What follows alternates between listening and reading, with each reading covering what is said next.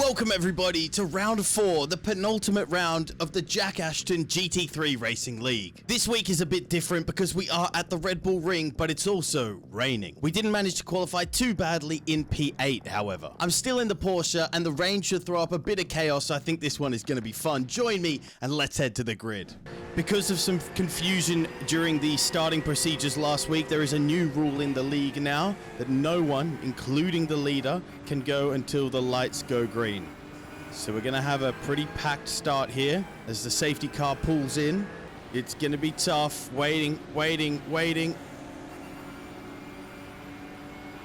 And away. Huge pack as we come up to the first corner. And braking early. Oh, there's a spin. There's a spin. I think that's Henson from maybe second place. I've lost a couple of places trying to avoid that spin. We got Steve Webb behind us. It looks like Eric Orchin was the one that overtook us. There actually has been a couple, I think. Right. Time to get stuck in. That's all right. We've got plenty of time to make up this place. It's a 40-minute race. I like to think I'm not too bad in the wet either. I don't want to curse it, but I've had some successes.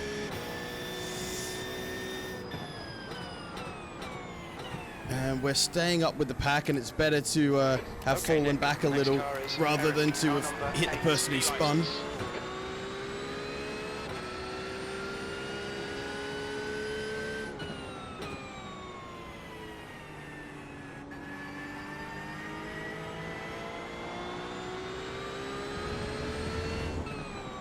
Oh, just felt the rear sliding under braking there. Now we're getting very close to Eric. I'm going to stick my nose in on the inside here.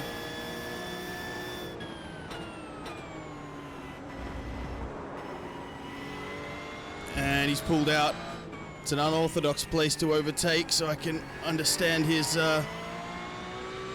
apprehensiveness. That's put me back up into P9.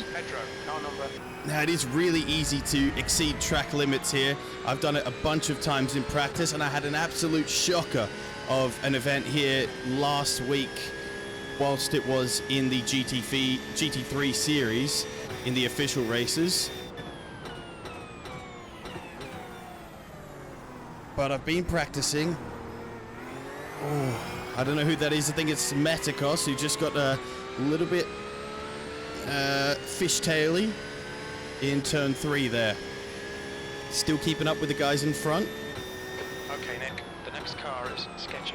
Go again. Car number 13. D license, and their rating is 1.3. Now we can use the curbs in certain places, especially the inside curbs are usually much more favorable than the outside ones. Here we can take advantage of both. But there are certain places, like in the last corner, where the outside curbs are an absolute no-go. And even here during the race, I'm going to try and stay off. Now, George Medakos has tried to, I don't know, go for a move or just stick his nose in there, and it's lost him some time. I'm just going to stick my nose out here. 0.33. P9. That was a 141.00. Oh. Super close to the back of him there. Didn't get a great exit though. Still in P9. And we're on lap 3 of an estimated 23. Big spin up ahead. Oh my days, there's a huge incident up ahead. Who is that? Oh, I can't even tell who that was. Cesare, I think that's Matt Warner with huge damage up front. Henson in front of him. They're having a fight. I don't want to get anywhere near that. That looks deadly. Henson was scrapping it out with Ian Knox last week. Now Warner's got absolutely no downforce. He's got to be letting me through here. I'm flashing him. I don't want to overtake him just in case he's going in the pits. He should be. He's not. Oh, he's got all out of sorts there. Yeah, he spun it out. That's good that I was patient there. And I'm now up into P7. Medicos is all over Henson here. The two Acuras. It's a 1.2k driver battling with a 4.4. I don't know if Henson has some front end damage maybe from that collision. He also had a spin out on the first lap. I think P2's binned it in. Oh. Turn 7. Yellow flag. Just taking it, tried to take it cautious there, but still got very, very out of sorts. Saved it though, and P2, it's Marcher, Valdemar Marcher, who's had a little spin. And so I'm coming up behind him now. The guy in front is car number 120, B license, and their rating is 2.2. Whoa! Very slippery. I've got to be super careful now. That's a new fastest lap for Pedro. Is there going to be a move happening up into turn 1 here? Oof. Looks like there might be. Oh, it's so close. As Matt Warner exit the pits as well. Right, and that's lost Valdemar Marcher some time, not being able to get past Medicos, so I'm right up behind him now. Half a second.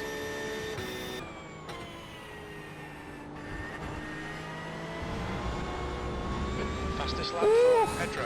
So close on the exit there. But saving it well. Let's just have a little look. Flash of the lights. Your lap times are improving. This is exactly what we need. Not a bad first corner.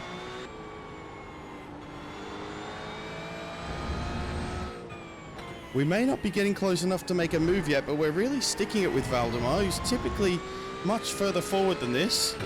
So I can be pretty happy with that.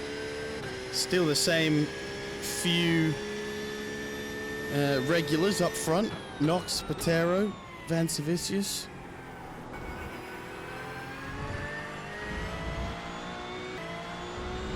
We've also lost a bit of time to the guys in front of Medicos as well, so Henson in P4 is 6.6 seconds ahead now, 5.9.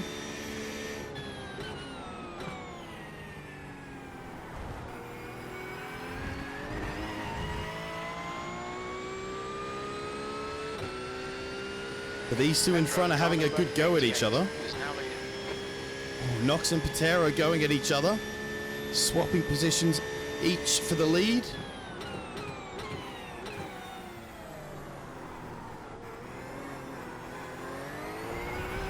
One and 3 are 0.5 off the pace. Sector 2 is 0.38 off the pace. Oh, little tiny off there for Marcher in front. He hasn't lost any time though. And of course there's no safety rating or I rating gain or loss here. So that little incident point won't hurt him either. Very close up to Medicos in this turn 3. And he also went a bit deep into there as well. So I've gained a 10th or 2, 0.7 behind. Just got to keep applying the pressure. Oh, and he's gone wide. And I've just about managed to keep myself on track there. I was trying to avoid him. I knew he was still on the circuit, but I couldn't turn in enough with that The next car is sketchy. little grip. Car number 30. But we've made the move. 1.3. And now we've got to keep it. You've got 20 minutes left. We know how good that Ferrari is. So we've got to build up a gap where we can. So it's P6 now as we come just into halfway in this race. 20 minutes and a half out of 40 minutes. P6. That was 142.01.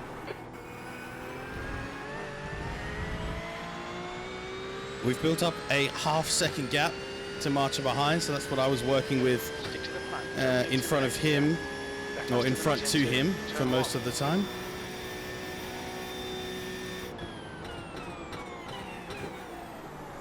Slightly deep into there, and he's right up behind me. Oh no, and he's got his nose in there.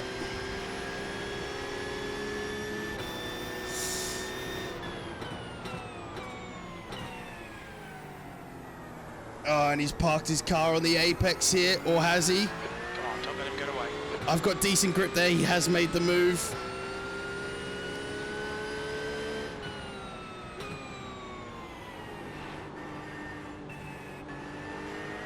I've got my nose in again. Forcing him to go wide. It's not quite worked, but we're still really close behind him. It's a good battle here. The guy in front is car number 120, B license, and their rating is 2.2.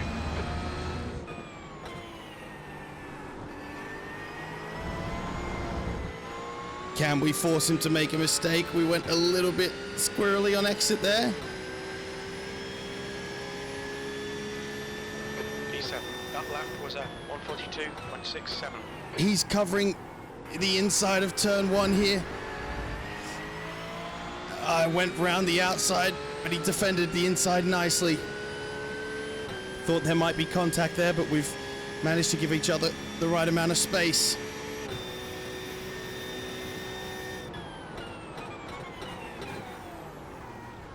I was slamming on the brakes there.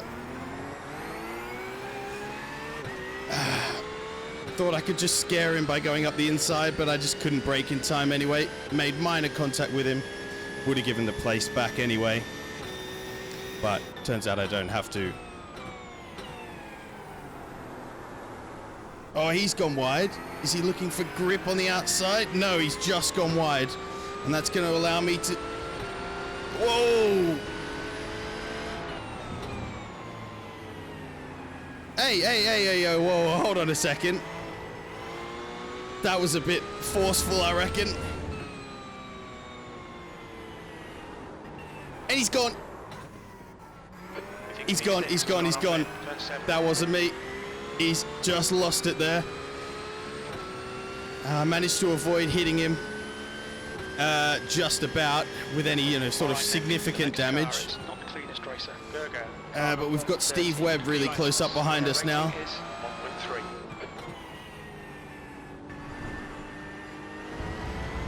Steve is in the McLaren. We had a really good battle with him last week at Virginia. Okay, gap is falling to Medicos in front. It's under 5 seconds again now. Still 4.6 in front. So I think we've gained, but only about 3/10 or so in that lap. There's an incident in turn 3. We think it might be Pedro Knox. Car number 27 is now... There is an incident up in turn 3. It was Patero, which means Knox has taken the lead in the wet here at Red Bull Ring.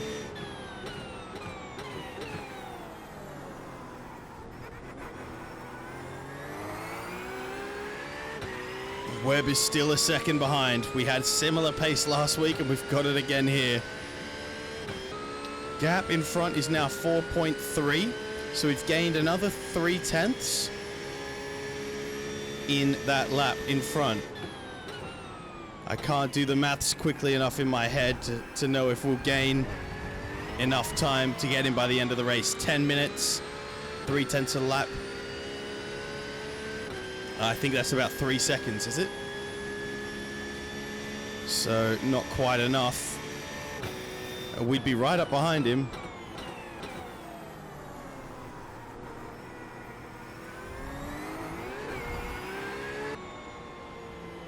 Qualified in P8, currently sitting in P6. Chasing down that P5, 3.8 seconds away it is. Got a 1.4 gap behind, that's not too bad.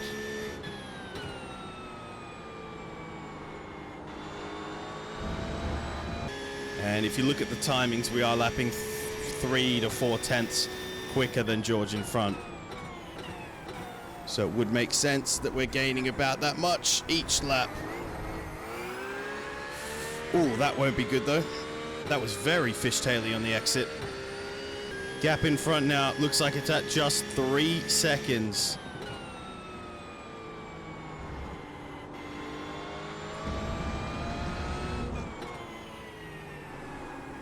Braking deep there.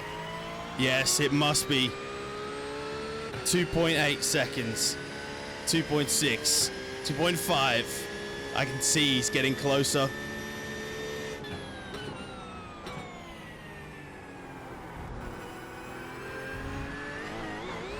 Oh no! Oh my god. That yellow curb there lost me a bit of time and it almost put me straight into a wall. Didn't even get an off track for that somehow, but there we go. And Steve Webb is now right up behind me.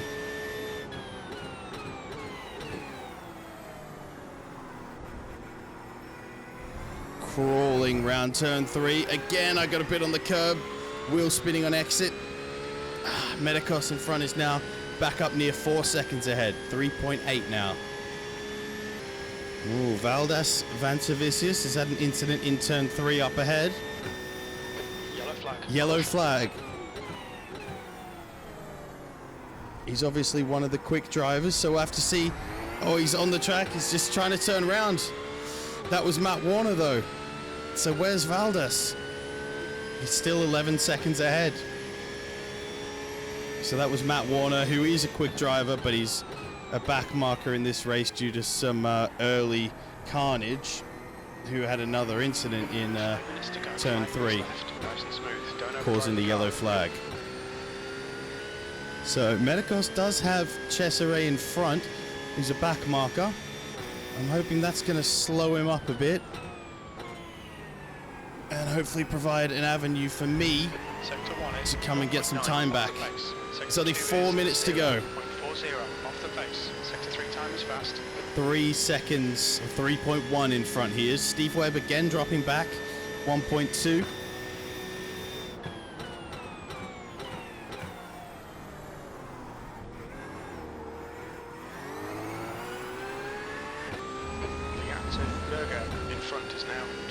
I don't know why Jim keeps calling George Berger. His name, neither of his names are Berger or anything even closely resembling Berger. Oh, it's getting so close. If we had another 10 minutes, I reckon I could get there. But we don't, and it's gonna be tough. 1.9 for a second there, cutting the gap down.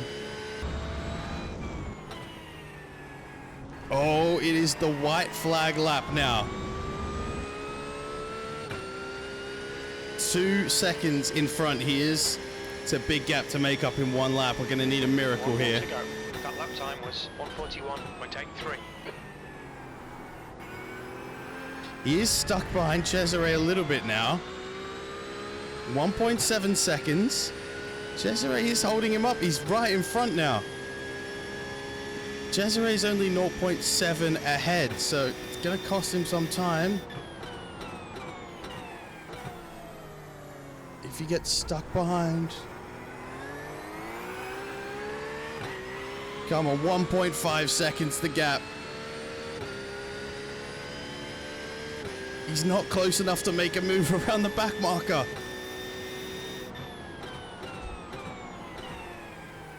I just need for him to make a mistake now under pressure. Catching a little slide there. 1.7 ahead. He's built the gap back up. It's a nice back and forth here.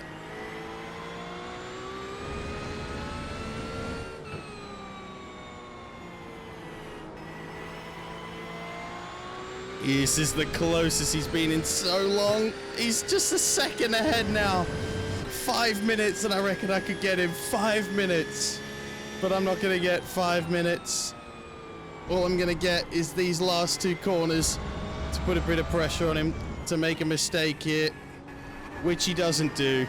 He's driven well, but so have we. And this is going to be my best finish, I think, in any race of the Jack Ashton Racing League, as we come home to finish P6. Before we go, I just quickly want to review a couple of these incidents that we had. So we've got Valdemar Marcher in front. I know this one is pretty much on me. We're coming up to turn 3. I think I can scare him, so I know where he's going to brake. I think I can scare him just by braking off the line a little bit, sticking my nose in there. And about at this point, I realize, oh, shit, I'm not actually going to hit the corner in time. So you can see from, I'm braking at, oh, it's nearly at 100%. It's a bit much, but you can see just here, I brake even harder than going straight up to 100 just because I know I'm going to hit him. So I know this one's my fault. It's only minor contact. There we go. I would have given that position back, of course, but no need. He got away anyway. Then down the road at turn 4, coming up here, he goes a little bit deep into this one and slides off here. You can see him sliding out. So I actually rotate my car pretty well, keep it on the inside. I can see him rejoining there, and so I try my best to stay tucked in, and I do that just about. And then here is where I reckon he forced me off a little bit. So what he's definitely allowed to do here is, you know, keep me tied up to this white line. But my thoughts during the battle was that he actually forced me, you know, he went much deeper in the corner than he usually would. So there's contact there.